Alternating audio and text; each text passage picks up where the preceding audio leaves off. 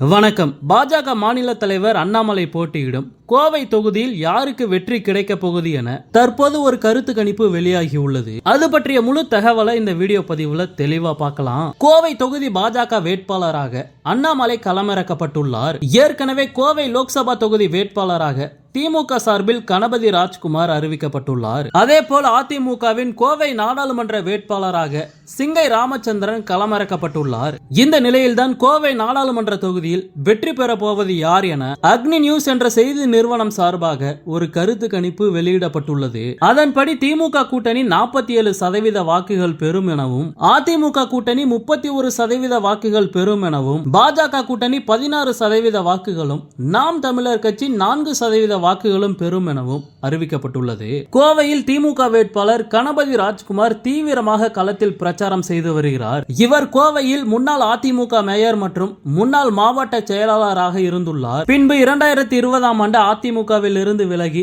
திமுகவில் இணைந்தார். அதன் பின் 2020இல் கட்சியில் ஏற்பட்ட குளறுபடிகளுக்கு இடையே திமுகவிற்கு வந்தார். கோவையில் திமுக வளர செந்தில் பாலாஜி எப்படி காரணமாக இருந்தாரோ அதே போல் கணபதி ராஜ்குமாரும் கடுமையாக உழைத்தார். இந்த நிலையில்தான் இவரை திமுக வேட்பாளராக தேர்வு செய்துள்ளது. அதே போல் அதிமுகவின் கோவை நாடாளுமன்ற வேட்பாளராக சிங்கை ராமச்சந்திரன் அறிவிக்கப்பட்டுள்ளார். அதிமுகவின் தகவல் தொழில்நுட்ப பிரிவின் செயலாளராக பணியாற்றிய இவர் மார்ச் 2016இல் அப்போதைய தமிழக முதல்வராக இருந்த ஜெயலலிதாவால் அந்த பதவியில் நியமிக்கப்பட்டார். தற்போது அதிமுகவின் தகவல் தொழில்நுட்ப பிரிவின் தலைவராக உள்ளார். அடுத்ததாக கோவை தொகுதி பாஜக வேட்பாளராக அண்ணாமலை அறிவிக்கப்பட்ட நிலையில் அங்கே கடந்த தேர்தலில் கட்சிகள் வாங்கிய வாக்கு சதவீதம் எவ்வளவு என்று பார்க்கலாம். 2019 பொது தேர்தலில் கோவையில் அதிமுக, பாஜக, பாமக, தேமுதிக, தமிழ் மாநில காங்கிரஸ் ஆகிய கட்சிகள் சேர்ந்து வாங்கிய வாக்குகள் 31% மட்டுமே. ஆனால் திமுக கூட்டணியில் கம்யூனிஸ்ட் வேட்பாளர் வாங்கியது 46% வாக்குகள். இப்போதும் திமுக கூட்டணி அப்படியே உள்ளது. ஆனால் பாஜக கூட்டணியில் அதிமுக மற்றும் தேமுதிக கட்சிகள் இல்லை. திமுக கூட்டணியில் மக்கள் நீதி மய்யம் சேர்ந்து இருக்கிறது. இவர்களிடம் 11% வாக்குகள் வேறு கோவையில் உள்ளது.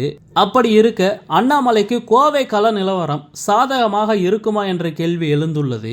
இந்த நிலையில்தான் கோவை நாடாளுமன்ற தொகுதியில் திமுக தான் அதிக வாக்கு வங்கி எடுக்கும். பாஜகவின் அண்ணாமலை 3ஆம் இடம் பிடிப்பார் என்று கருத்து கணிப்பு ஒன்று தெரிவித்துள்ளது. ஓகே, இது போன்ற செய்திகளை உடனுக்குடன் பெற மறக்காம நம்ம சேனலை சப்ஸ்கிரைப் பண்ணி சப்போர்ட் பண்ணுங்க. நன்றி.